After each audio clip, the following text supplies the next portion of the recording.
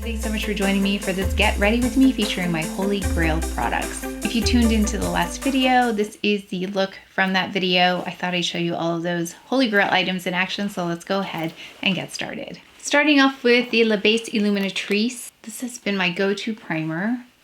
You've got some blurring, some brightening, also helps makeup adhere better. This also claims moisturizing and plumping, which is great, especially for these areas right here in the front. Going in with the Le Beige Water Fresh tint, I have mine in medium plus. I love the unique composition of this, being mostly water. You've got encapsulated powder. Anytime I love a foundation, there's typically something in there that's a powder element. And it's my perfect level of coverage. I love this kind of coverage because it's skin-like still. It's really natural. It looks beautiful close up. It sets itself, so powder isn't necessary. The Shiseido brush is really great for this because it breaks up those little encapsulated particles. Eye concealer is the Chanel, and since I've tried this, it's been my go-to. You'll see how concealer under the eyes makes a big difference on me. And of course, Clé de Peau concealer, this time is in honey. So I used mocha, well actually I used honey for a while, then I used mocha, and now we're back to honey, just based on the tone of my skin and how tan I am. And I want to show you this half versus this because I want to show you this Chantecaille Future Skin cushion, and this is in nude, and I love this because it's the only foundation I can also use as a face concealer that will stay in place all day. So I'll just do a quick little demo for you here. I'm going to use this end of the Shiseido brush to help me with this concealer. This one's got a pliable end to it. So you can also see the coverage there with that foundation. I'm gonna go ahead and even these out, but I wanted to show you what the foundation looks like for full coverage. Here, let's go in with something that you're very familiar with if you've been here before, and even if you've only been here once or twice, this should look familiar. It's the Chantecaille's Perfect Blur Powder.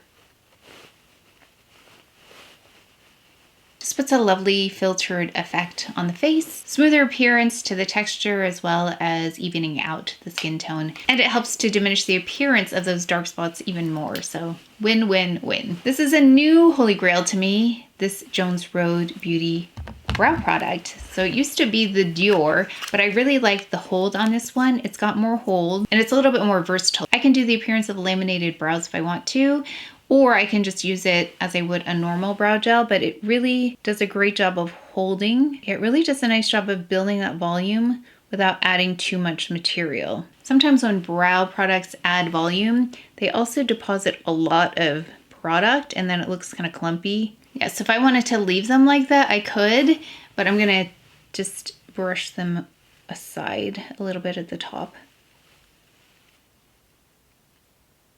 I'm just gonna go in and fill in with this Dior pencil.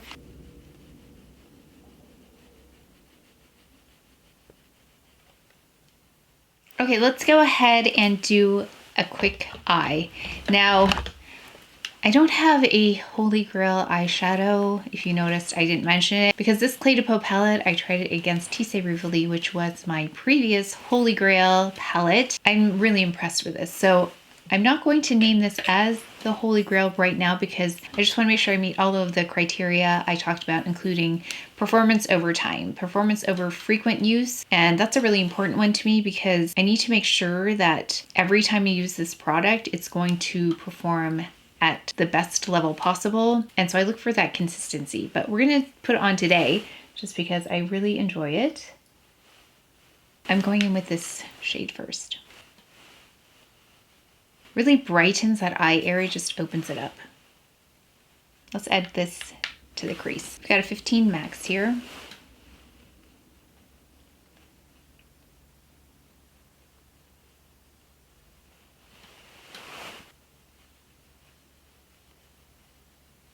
Number 13 max, this shade right here, the darkest shade.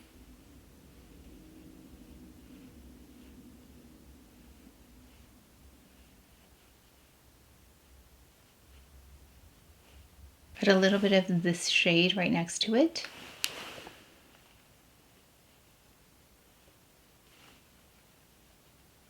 I'm going to take a little of this shade right here and go all over the lid.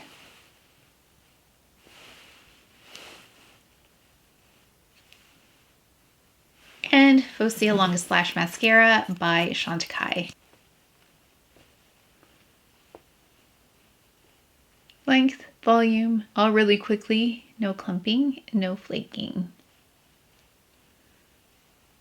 Just going in with a bit of CdP Concealer, this is what I love this for as well, is to help clean this area up.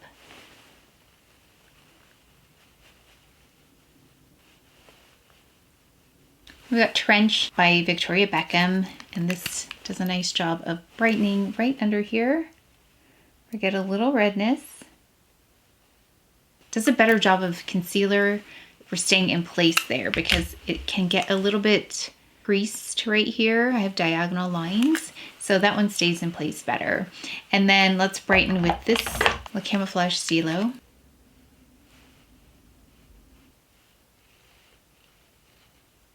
I'm gonna go ahead and bronze with Hermes Atlas, and this one has that beautiful golden tone.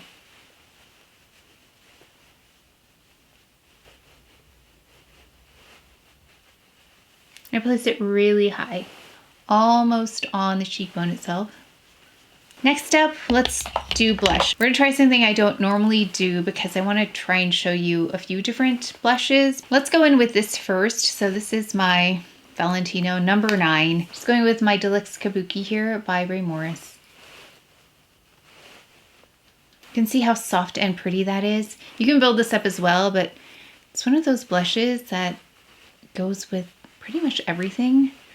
And I can control the amount and the intensity. It doesn't go on really strong right away, which for a blush lover like me can be something that I have to actually take care of with powder after if I've gone in too heavy-handedly. This is number 9. You can see why I love it so much. We're gonna try something though. I haven't tried this yet, but I thought we could try 2 cream blushes that are really good and they don't lift off my makeup. So we're gonna try Patrick Ta's technique with this cream blush. So he will put powder if you have his blushes. I have one of them, which I really like. That has the potential to be a holy grail, but it's just too new to me. But he does a powder first, followed by a cream. And one of the reasons I love these cream blushes so much is they don't lift makeup off. But also what happens when the cream is added on top is that it takes the makeup powdery appearance, although this doesn't have a powdery appearance, but it will help make it more skin-like. That has more to do with the texture, so it just adds a little bit of dewiness. So I'm going in with, I'm going with Chouchette by Westman Atelier. This is one of the first cream blushes that I used where I thought, this is not moving makeup underneath. It's doing a lovely job on top of that. I'm glad we're trying this out because I love my cream blushes and I feel like it can be really maximized by adding on top of powder blush. So that way it brings that skin-like glow back to the face. You can see the difference there. So I love the idea of putting cream on top of powder. I feel like it's kind of a dated recommendation to not put cream on top of powder. I mean, I've been doing it for as long as I can remember, especially when it comes to concealer. I will apply this on top of powder sometimes when I need a little bit more. I think it really is just dependent on the product itself. So it takes a little bit of experimentation, just trial and error to see, because some will completely emulsify product underneath, but not all of them will. So I've had success adding cream products on top of powder. So 2 things I really love about Patrick Ta's blush is that his technique, he also goes in and just pats in really gently without swirling the brush around, which is what I've done for as long as I can remember because I have makeup underneath here. And I also love that he places it like this, like I do, because I feel like those 2 things are things I haven't seen other people do until I saw his video and I thought, yeah, he does that too. So just going almost all the way up to the bridge of the nose here, I think it's a really natural look, as if the sun had touched the face a little bit. I think it's really pretty. Just cleaning off the excess here as much as I can. This is Major by Victoria Beckham. This is my 2nd favorite cream blush. For the very same reasons, it doesn't lift off makeup. It enhances the skin. And I'm actually focusing it more on just the highest part right there. Not all over the cheek, but just more towards the center. Kind of the idea of the blushes by Charlotte Tilbury, where she has a pop of color in the center. It's that idea. You can see how blush can kind of get out of hand with me because I could just keep going and applying blush, and then before you know it, I've got a lot of blush on. So less is more with blush. But blush is also one of the most fun steps of makeup for me because I think it brings life to everything else. In terms of highlighters, I don't have a holy grail highlighter per se because highlighter is not my favorite thing in the world. But I really do like this one by Chantecaille. It's their holiday one. So let's go in with that. Maybe we could just apply that just so you can see what that looks like. In case you were wondering, it's a lovely one. If I'm going to pick a highlighter, it will be something like a very skin flattering Victoria Beckham Marble. This is a game changer for sure.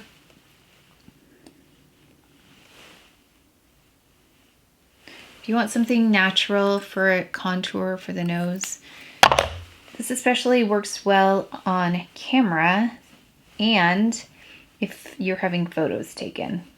But it's very, very, very minor.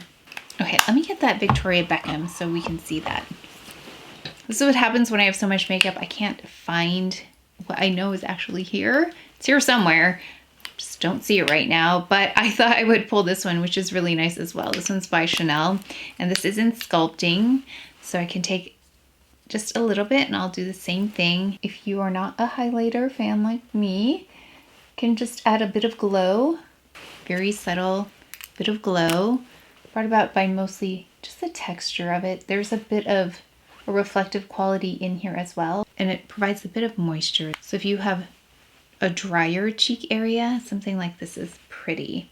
Let's go in with Spark. And the reason I love this is it's neither too warm nor too cool.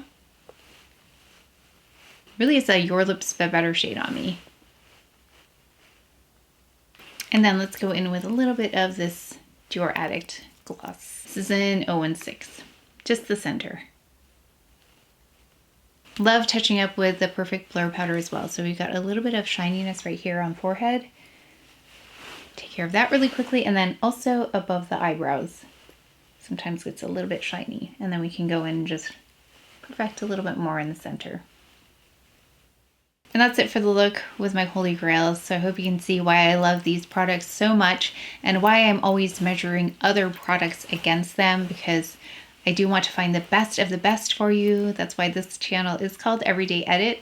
I am editing every day, keeping the things that work really well, trying new things, and if there's something that performs above and beyond that product, then that will replace it as my Holy Grail. So this Get Ready With Me is kind of like a culmination of the purpose of this channel is to find the best of the best for you. And do let me know if there are products out there that you think I should try that can compete with my Holy Grail products or even outperform them. I would love to know what those things are. But that is it for today's video. So please take care of each other, stay well. If you enjoyed this video, if you learned something, please give it a thumbs up, subscribe, and I will see you next time.